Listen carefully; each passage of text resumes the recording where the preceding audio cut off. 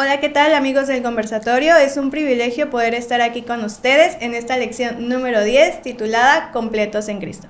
Y para comenzar con esta lección me gustaría leerles el texto bíblico que se encuentra en Colosenses capítulo 2, versículos 16 y 17. Y dice: Por tanto, nadie los juzgue en comida o bebida, o en días de fiesta, nuevas lunas o sábados. Todo esto era sombra de lo que iba a venir, pero en realidad es Cristo. Y quiero hacerles una pregunta. ¿Alguna vez te han preguntado por qué guardas el sábado? Y justamente te han citado lo que acabo de leer como prueba de que ya no es necesario. Bueno, en esta lección vamos a analizar el verdadero contexto de lo que Pablo de Tarso escribió a los colosenses. Pero bueno, no estoy sola, estoy con mi amiga Elo, de mi lado izquierdo. Hola, ¿qué tal, Aurora? Ya después de un rato que ya no teníamos el gusto de estar aquí, pues nuevamente nos da mucho gusto poder compartir con ustedes estas maravillosas enseñanzas que nos reafirman en la vida cristiana y nos dan seguridad para seguir por el camino que Dios nos ha dejado. Y de mi lado derecho, Hasi. Hola, es un gusto para mí estar nuevamente con ustedes. Encantado de repasar la lección 10 ahora y que pareciera para algunos desafiante, ¿no? ¿Cómo podemos poner en práctica algunos conceptos que Pablo trató de enseñarle a los miembros de la iglesia de Colosas? Así es, descubriremos que el mensaje que transmite Pablo no anula el cuarto mandamiento, sino que advierte contra enseñanzas humanas que mezclaban tradiciones, rituales, etcétera, etcétera. Pero bueno, saben, en esta parte de la lección nos señala una pregunta que hace Job. Dice: ¿dónde está la sabiduría? Y Pablo de Tarso menciona que está en Cristo. Entonces, viendo este panorama, ¿qué significa realmente tener a Cristo en el centro de nuestra vida? Bueno, antes de comenzar me gustaría recordarnos un poco el contexto, ¿no?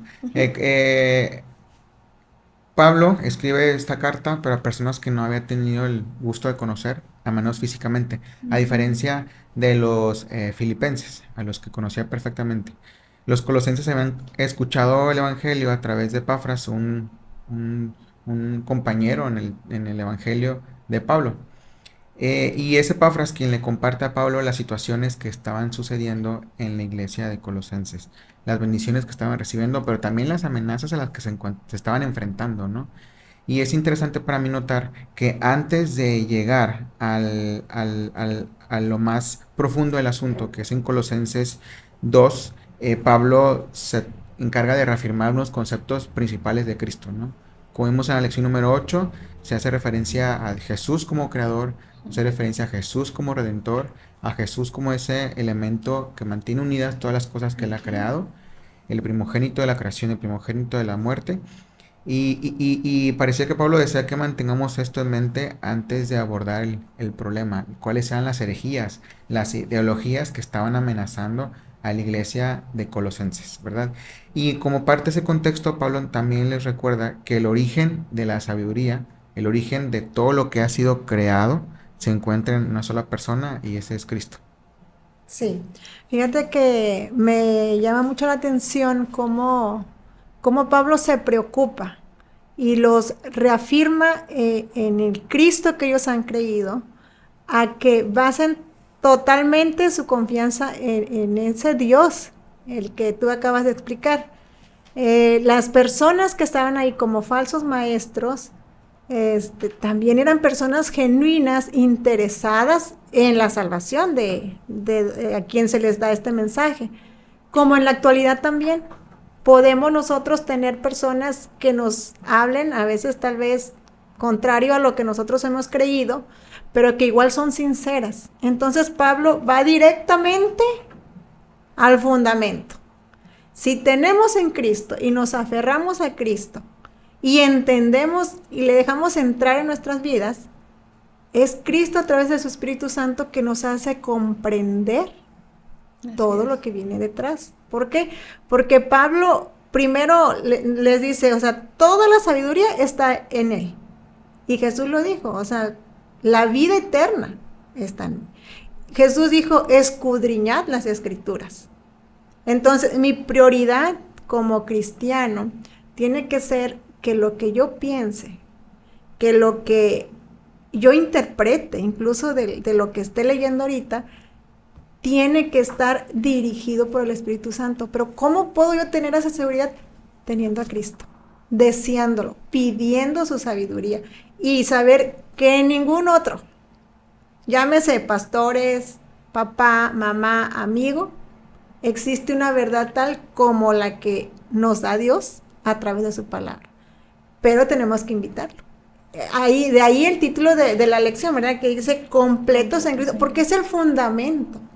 Entonces, partiendo de que le tengo que dar y abrir la puerta a Cristo en mi corazón, ahora sí, puedo adentrarnos a todo lo que Pablo viene mencionando, Aurora, con referente a ese versículo que leíste, ¿cómo lo entendemos? ¿Okay? Así es. Y aparte esto pareciera ir más allá de un nivel individual. Pablo lo presenta como un fundamento para mantenernos unidos, ¿no? En el versículo 2 dice, y para que unidos en amor alcancen todas las riquezas del pleno entendimiento, a fin de conocer el ministerio de Dios, el Padre y de Cristo. Se habla como de un crecimiento, ¿no? Algo que es progresivo. Eso me recuerda el versículo 2 Corintios 3:18. Por tanto, nosotros todos, mirando a cara descubierta como en un espejo la gloria del Señor, somos transformados de gloria en gloria en la misma imagen, como por el Espíritu Santo. O sea, es de gloria en gloria. No es un elemento estático, es algo progresivo. Parte de eso es el crecimiento también como iglesia, de mantenernos unidos. Y Jesús también se presenta como ese elemento integrador. Como el capítulo 1 se presentó como la cabeza de la iglesia. Nuevamente Pablo nos recuerda que solamente mediante Cristo podemos alcanzar un crecimiento individual y asimismo como iglesia, pero unidos. Sí, fíjate, pensando en eso, recordé que de hecho hay una doctrina especial de la iglesia que se llama crecer en Cristo. O sea, no nada más es conozco, es bien difícil o fácil, como lo queramos ver, ¿verdad? Pero decir, yo tengo a Dios en mi corazón. Y lo logré, ya. Y ya. Ya cumplí. Ajá, y ya estoy del otro lado. No, Jesús mismo habla a través de diferentes parábolas de cómo el cristiano tiene que crecer. De no quedarnos solamente en las ideas, sino que irnos no irnos nosotros, ¿verdad? Pero sí crecer, y quien nos transforma es Dios. Así es. El Espíritu Santo. ¿Cómo somos transformados? Contemplando y conociendo. ¿Dónde conocemos? En la Biblia. No nada más es, ya tengo a Cristo, si quiero que esté en mi vida, va a ser el centro de mi vida, y ya me relajo y a ver qué pasa. Es paulatina, es un progreso. Exactamente, es crecer, es una orden crecer. Sí, y bueno, si nosotros tenemos a Cristo, nos dice también parte de la lección que lo tenemos todo. Y de igual forma en la predicación hubo una predicación que tuvimos, hubo una parte en la que el pastor afirmaba que nuestra vida va a tener sentido solamente si tenemos a Cristo, si confiamos en Él. ¿Y cuál era el propósito de Pablo al escribir esta epístola a los colosenses? Bueno, ya vimos que era fortalecer el corazón de los creyentes en medio de influencias engañosas. ¿Y esto qué nos deja para el hoy, para la actualidad? Esa parte, fíjate, yo le encontré esta palabra, refutar. Porque como volvemos al principio, los que nos hablan diferente a lo que está escrito no tienen la intención de engañarnos. A veces ellos mismos desconocen lo que está escrito, o si no estamos llenos del Espíritu Santo, recuerden lo que Jesús dijo, no todo el que me dice Señor, Señor entrará. Aún así sean personas tan sinceras, pero si el conocimiento no está basado realmente en lo que dice la Biblia, o como dice, un texto fuera de contexto es un pretexto, así va, ¿verdad? Entonces, pues nosotros tenemos que decidir a quién seguir. Lo que me quieren enseñar humanamente, o lo que el Señor en sí realmente quiere mostrarnos. a través de su palabra. Sí, bueno, también vemos que el deseo de Pablo era, como ustedes dicen, mantenerlos unidos en Cristo. Y el deseo ahorita de Cristo sigue siendo el mismo, mantenernos unidos en Él. Y bueno, entonces, cuando ya recibimos a Cristo, o si lo hemos recibido, ¿cómo se ve eso en nuestra vida diaria? Pues Pablo deja bien claro que es imposible ser transformado sin que se manifieste también las acciones. En el versículo 6, por tanto, en la manera que habéis recibido al Señor Jesucristo, andad en Él, arraigados y sobreedificados en Él, y confirmados en la fe, así como habéis sido enseñados, abundando en acciones de gracias, ¿no? Ya lo aceptaste, persiste, sobreedifica, hay que crecer, confirma en la fe y que se noten en tus acciones, ¿no? Sí, menciona que nos compara metafóricamente a los cristianos con plantas, ¿no? Con plantitas. Sí. Ándale, fíjate, el ejemplo más, no sé, Fácil. real o fácil de Por así entender decirlo, ajá. es de cómo una plantita, pues de ser una semilla antes de conocer a Cristo, conoces, brotas, germina, crece, tiene que ser regada, obviamente, pero al final da frutos. Y Jesús habló mucho de los frutos. Es más, dijo, cuando la higuera que no tenía frutos, y eso como que nos hace pensar y meditar en qué nivel está mi espiritualidad. ¿Cómo me ve el Señor? Hay un versículo que se menciona en Isaías donde Dios considera a Jerusalén, dice, como un plantío de Jehová para gloria suya. O sea, el hecho de que yo dé frutos, mis buenas acciones, que no van a ser para salvarme, van a darle honra a Dios y van a hablar o van a ver a quién yo pertenezco, quién es quien guía mi vida, quién es el que dirige mis acciones en cuanto, ahora sí vamos entrando un poquito al otro, en cuanto a la bebida, la comida, a qué obedezco yo, ¿verdad? ¿Cómo se refleja esa relación que tenemos con el Señor y esas plantitas? Salmos 15, Salmos 1 me recuerda también que David compara a aquella persona que guarda los mandamientos, la ley de Dios, dice que será como un árbol plantado junto a corrientes de aguas, que da su fruto en su tiempo y su hoja no cae, y todo lo que hace prosperará, ¿no? Entonces es otro tipo de comparación. Y otro tipo de comparación es esto. Las plantas, nos dice, artificiales, que son hermosas, ¿sí o no?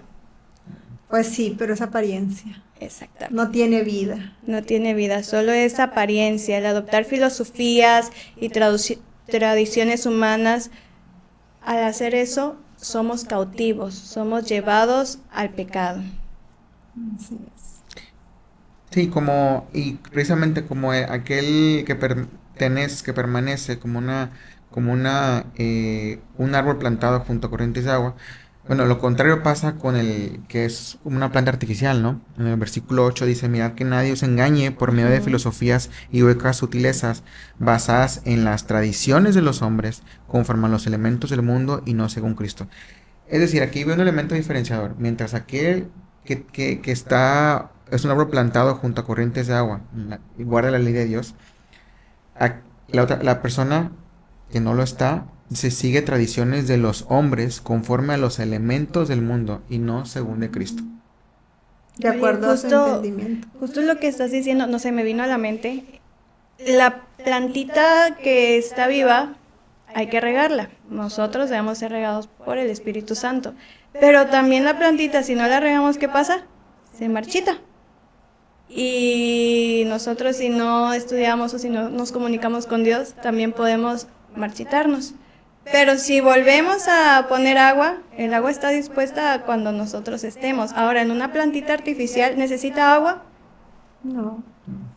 ¿Necesitamos nosotros de Dios? Sí. Debemos de ser plantas naturales. Naturales, así es. Okay. Perdón, iba a comentar algo que me llamó la atención.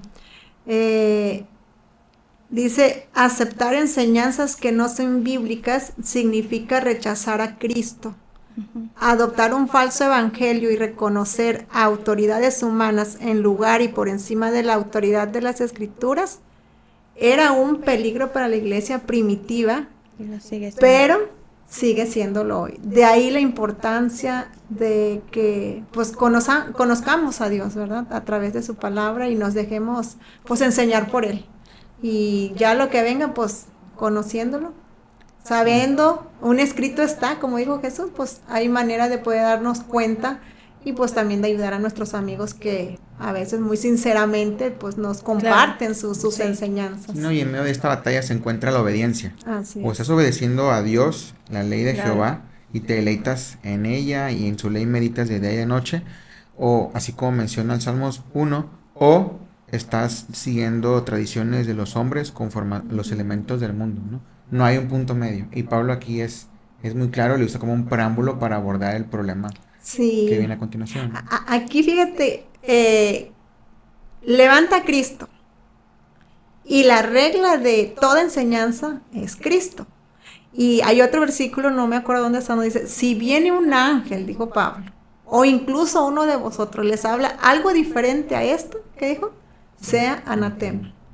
Y partiendo de eso, de que en Cristo está la salvación, en Cristo está la vida, ahora sí Pablo abre el telón para esos versículos que a veces son de difícil comprensión para algunos. Así es, él enfatiza que lo importante no es un rito externo, ¿verdad? Sino más bien un corazón transformado. Pensando también en lo que mencionaban, nos habla acerca de, nos manda a leer Colosenses 2, 16, 19 y nos dice, ¿qué prácticas propias del judaísmo destaca Pablo aquí? Déjenme se los leo. Por tanto, nadie os juzgue en comida o en bebida, que es el versículo, ¿verdad?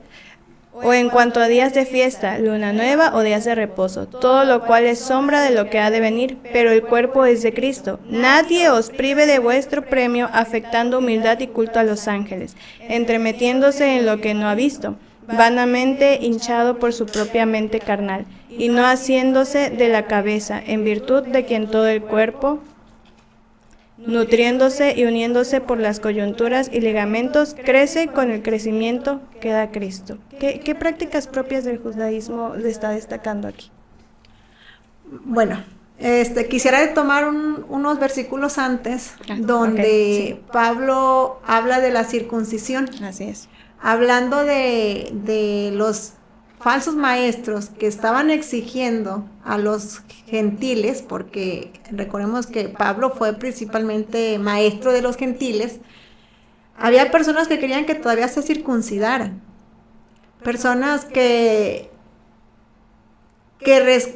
ponían por encima de las ordenanzas divinas precisamente eso que fue agregado humanamente. Por eso Pablo en el versículo 11 dice, en él también fuisteis circuncidados con circuncisión no hecha por mano.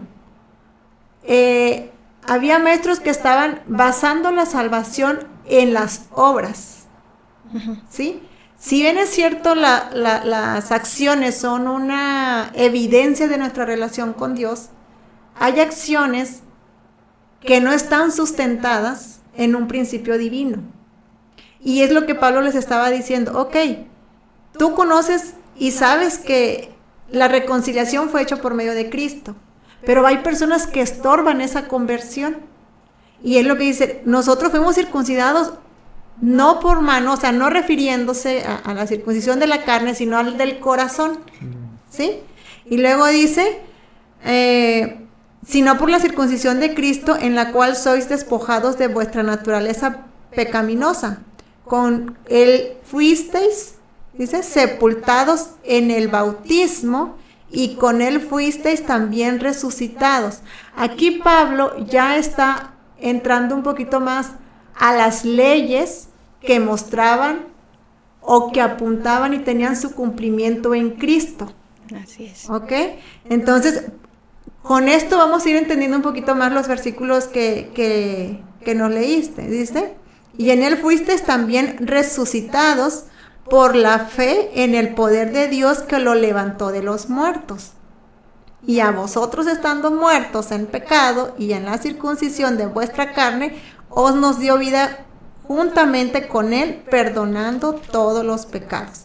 Y esta es la parte que es tan importante que tenemos que entender para ese versículo. El versículo 14 dice: Él anuló el acta de los decretos que habla contra nosotros y que nos era contraria, y la quitó de en medio clavándola en la cruz. ¿A qué se refiere esa acta de decretos? ¿Cuáles de las leyes Jesús realmente clavó o tenía su cumplimiento en Jesús? Porque sabemos que existen leyes morales y leyes ceremoniales. De salud también, civiles también, pero aquí nos enfocamos solamente en dos: o son las leyes morales o son las leyes ceremoniales. ¿Cuál de las dos cumplió su objetivo en Cristo? Las ceremoniales. En las ceremoniales, las que apuntaban. Por eso cuando Cristo muere, se rasga el velo del templo y queda abierta esa comunicación directa entre el hombre y Jesús. Esas son las leyes a las cuales se refiere Pablo más adelante. Por eso les dice, ya no va a haber más sacrificios. Por eso si a ti te dicen que tienes que circuncidarte, que si tienes que comer, que beber, es más, a lo que coméis y, ¿qué dice? Y beber. En ese entonces había judíos que ayunaban 2 días por semana. Y dices, bueno, ¿y será que eso me va a salvar? ¿O será que tengo que hacer eso para yo poder ser salva y para que Jesús, Cristo me perdone? Era más por yo puedo hacer algo para que Él me perdone. Ajá, No es así. o sea, ganarme la salvación por mis obras. Realmente no era eso a lo que se estaba Pablo refiriendo. Entendiendo eso, yo creo que este versículo se explica solo, porque también había fiestas ceremoniales. Este versículo, por ejemplo, que habla también en cuanto a los sábados semanales, son muy diferentes. Es más, el sábado semanal se usa en singular. Cuando en la Biblia se habla de un sábado séptimo día, se habla en forma singular. Pero aquí está haciendo referencia a los sábados. Sábados ceremoniales, que eran los días de convocación de las fiestas que aquí está diciendo. Estaban ligados al sistema sacrificial. Exactamente. El cual ya fue de cuando Cristo vino. Exactamente. Entonces, pues creo que no debe de haber confusión, ¿no? O al menos, no sé, casi. No, sí, yo concuerdo totalmente contigo. Estoy de acuerdo en que aquello que fue anulado en la cruz, dice, el acta de los decretos, se refiere precisamente a la ley ceremonial, ¿no? Y una pista que nos da Hechos 15:10, precisamente cuando fue necesario discutir otro punto que causó mucha discusión, que es la circuncisión, a tal grado de que los discípulos y los seguidores, ancianos, tuvieron que reunirse para resolver el problema de una vez. Y el versículo 10 es parte del discurso que dio Pedro en aquella ocasión.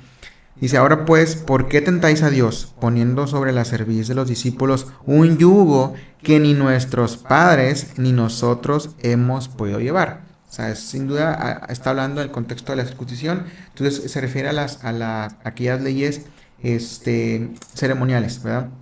Otro punto que yo veo aquí y que nos es de utilidad para distinguir si efectivamente se refiere al sábado, al día de reposo, al descanso semanal, ¿verdad? Si ese día está incluido en el versículo 16, ¿verdad? Y es que yo veo varios puntos aquí. De entrada, Pablo, el Nuevo Testamento aporta evidencia suficiente de que Pablo guardaba el sábado como el día de reposo semanal, ¿verdad? En Hechos hay varios versículos que sí lo estipulan. Por mencionar algunos, digo, no es necesario mencionarlos todos, nada más tenerlos ahí como referencia para otro momento. Sí. Interrumpiéndote aquí tantito, tan fácil como decir, ¿verdad? Génesis 2. El sábado semanal fue instituido antes del pecado. Sí, es correcto. Y en el Nuevo Testamento, enfocándonos ahorita en eso, Hechos 13, 3 al 15, Hechos 13, 42, Hechos 13, 44, Hechos 17, 2, nos dejan claro que lo que practicaba Pablo era el descanso, el reposo semanal en el sábado, siguiendo el ejemplo el maestro Jesús, Lucas 4:16, donde nos dice que el día en que Jesús entraba a adorar, el día que descansaba era el sábado, ¿verdad? Ahora, entonces sería un poco extraño que Pablo, practicando el sábado, de repente dijera, a ver, no, el sábado fue clavado en la cruz y que nadie les critique y nadie les exige guardar el sábado porque el sábado es de los judíos, ¿verdad? Punto número 2.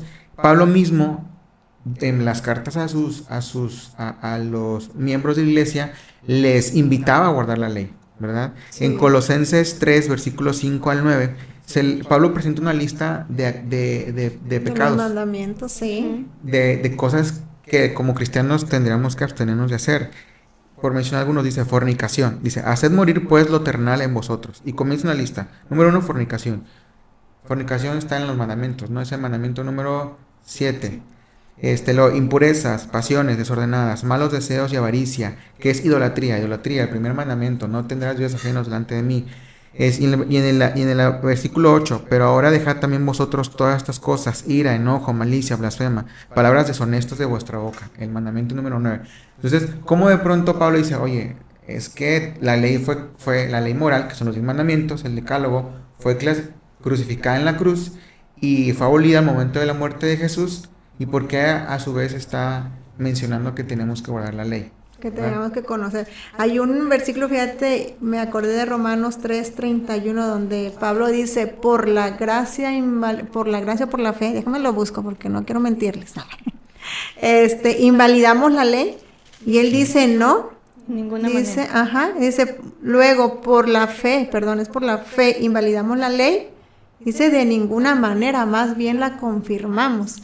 Pablo habla de la ley moral en muchas de sus cartas y las menciona como aquí bien Jaciel los ha leído y habla de todo eso. Entonces no puede ser que en un versículo eche por tierra cientos de ellos. Es que a veces se saca el texto de contexto y para poder comprender realmente, debemos de ir sin prejuicios a la Biblia. Exacto. Y número 2, debemos de leer el contexto, como ya lo mencionó Hasi, de toda esta historia. Y así podemos confirmar que Pablo no estaba anulando el cuarto mandamiento, sino estaba señalando que las prácticas ceremoniales que apuntaban a Cristo ya no eran obligatorias porque su cumplimiento se encuentra en él. Sí, y otro versículo también lo apoya en Romanos 7:12, dice, de manera que la ley a la verdad es santa y el mandamiento santo, justo y bueno. Entonces, Pablo está diciendo la ley santa es buena y la ley tiene que guardarse, ¿no? O sea, en ningún momento encontramos adicionalmente que Pablo invita a ir en contra de ninguno de los mandamientos que componen el decálogo. Adicionalmente, un punto muy importante que quisiera retomar es que pues la Biblia, ahora el Antiguo Testamento, da evidencia de que el sábado fue instaurado incluso antes de la ley en el Sinaí, ¿verdad? Mencionaste Génesis. Abraham, siendo el padre de Israel, en Génesis 26 también se menciona que él guardaba los mandamientos. El Éxodo 16, cuando se les explica cómo tienen que proceder respecto al uso del maná, y que tenían que descansar el día séptimo, cuando Moisés los reprende, les menciona la ley. Sí. O sea, ustedes ya saben, la ley se tiene que guardar. Y eso sucedió antes de Éxodo 20, que es el punto en el cual son escritas con la mano de Dios en piedra los 10 mandamientos, ¿verdad? Entonces, el sábado antecede a los 10 mandamientos. Otro argumento para pensar que el cuarto mandamiento en ningún punto fue abolido. Así es, no necesitamos nosotros cargar con las leyes ceremoniales, como lo decías, la circuncisión o lo demás que hacían, pues simplemente prefiguraban, aquí dice, la realidad que ahora disfrutamos por medio de Cristo. Estar en Cristo debe de ser un gozo, una alegría, no un hostil. Un martirio. Y algo que me gustaría igual compartir, algo que estuve ahí indagando, y una de las posibilidades que los eruditos sugieren es que posiblemente el problema no se encontraba en el día.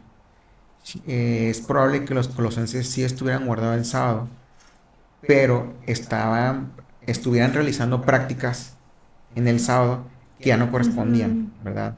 Y eso lleva a la mente Levíticos 16 o Levíticos 23, donde Moisés da las indicaciones de las fiestas Y también, por ejemplo, sabemos que en el santuario todos los días tiene que haber sacrificios, ¿verdad? Un cordero en la mañana, un cordero en la tarde, y había indicaciones especiales para días especiales. El séptimo día cambiaba un poco, también se derramaba harina, ¿verdad? Y es posible que ellos estuvieran queriendo adoptar prácticas semejantes en el sábado, ¿verdad? Sí, guardamos el sábado, pero estamos adoptando prácticas que ya habían sido abolidas, ¿no? Entonces, es otra forma de abordarlo, ¿no? Que a fin de cuentas es difícil saber si estamos, qué es lo que estaba pasando, porque ha sido comparado con una conversación. Cuando tú escuchas a un amigo o una amiga que está hablando por teléfono o discutiendo, y tú estás ahí escuchando cerca, lo único que te queda a ti es tratar de armar la historia completa, ¿no? Con lo que estás escuchando. Entonces aquí es algo muy semejante, pareciera una discusión muy acalorada, donde Pablo está abordando un problema, pero los únicos que se dan el contexto aquí son Pablo, Epafras y los colosenses. A nosotros nos toca tratar de armar la historia completa siguiendo los principios de la Biblia, ¿no? Con las pistas que tenemos. Con las pistas que da Pablo, porque también menciona otro tipo de herejías que estaban ahí tratando de infiltrarse, posiblemente la adoración a los ángeles, el ascetismo, que es el someter a tu cuerpo a ayunos prolongados, a castigos, como para ganarle la vida eterna, la salvación. Otro pudiera ser que haya personas que estaban diciendo que estaban viendo visiones, ¿verdad? Y la estaban tratando de compartir con la iglesia, ¿verdad? Y no es que la visión tuviera algo malo, porque Pablo mismo recibió visiones, hubo discípulos que también recibieron visiones, pero que no iban en contra, ¿no? De las enseñanzas que fueron compartidas por Cristo. Así, iban en contra de las enseñanzas, ¿verdad? Bueno, ya quiero también que vayan pensando en una conclusión. Yo sé que esta lección es muy importante y muy interesante para que nosotros podamos comprender lo que realmente Cristo nos quiere decir. Y la vida cristiana no se sostiene de sombras, como lo dice el versículo, sino se sostiene de una relación viva con Cristo. Así es. Me quedé sin palabras. No, estaba pensando en el otro detallito que también a veces sale de contexto en este versículo, en cuanto a la comida y a la bebida. Pablo no se estaba refiriendo aquí en cuanto a animales puros o impuros. O sea, aquí no tenía nada que ver eso, sino más bien a lo que tú dijiste. Y en cuanto a conclusión, Aurora. Bueno, en el último tema de este día nos habla de si ya hemos aceptado a Cristo, entonces ¿por qué nos preocupamos de las cosas de este mundo? ¿Qué nos ata? Está en los últimos versículos, dice: si habéis muerto con Cristo en cuanto a los rudimentos de este mundo, o sea, cuando yo acepto a Cristo, yo estoy muerta para el mundo, le tengo que dar la espalda al mundo. Si vivo para Cristo pero si yo vivo para el mundo, en consecuencia también le estoy dando la espalda a Cristo. No podemos ser las dos al mismo tiempo. De ahí de parte Pablo dice: ¿por qué? Como si vivierais en el mundo, os sometéis a preceptos tales como no usen, no coman, no toques. Todos estos preceptos solo son mandamientos y doctrinas de hombres, las cuales destruyen con el uso. Tales cosas tienen en la verdad de cierta reputación de sabiduría, a lo que decíamos, una apariencia, ¿verdad? No queramos vivir de apariencias, de lo que uno hace, más bien aceptar a Cristo, conocerle a través del estudio de su palabra, que es ahí donde vamos a conocer la voluntad de Cristo, qué quiere para mi vida, entender y tener esa identidad como cristianos. ¿En dónde está mi identidad? En Cristo. Cuando yo sé quién soy, de dónde vengo, a dónde voy, cuál es el propósito de mi vida en esta tierra, tú vas a tener una identidad que difícilmente el mundo o las personas o la sociedad va a poder cambiar. Y eso es lo que te hace completa. Y eso es lo que te hace feliz. No ausente, no libre de la problemática de esta sociedad, pero sí completa en Cristo. Y de que tú sabes hacia dónde vas, qué buscas, qué quieres, te sientes en paz, te sientes tranquila, porque vives con la esperanza a la que Pablo está transmitiendo. Pablo nos dice: Sabemos que Cristo murió, Cristo reconcilió, Cristo salva. Vive como eso. No te preocupes por las cosas de este mundo. Eso a veces, aunque da sinónimo de humildad, porque adelante dice eso, son solamente apariencias cuando no es real. Porque todo sale a la luz. Hay algo que siempre he dicho y se la repito a mis hijos, a mis hermanos, a mis amigos. La verdad siempre sale a la luz. Tarde o temprano. ¿Por qué actúo de cierta manera? ¿Por qué vivo de cierta manera? La vivo porque realmente me es beneficiosa, porque encuentro paz, encuentro esperanza en eso, o porque quiero aparentar. Pero si lo hacemos de la primera forma, porque realmente Cristo habita en nosotros, el Señor nos va a ir todavía transformando y puliendo más, porque la vida cristiana así es. No dejamos de crecer. Y cada día el Señor quiere transformarnos, dice, de gloria en gloria, llevarnos hasta que Él vuelva. Y yo me quedo con eso.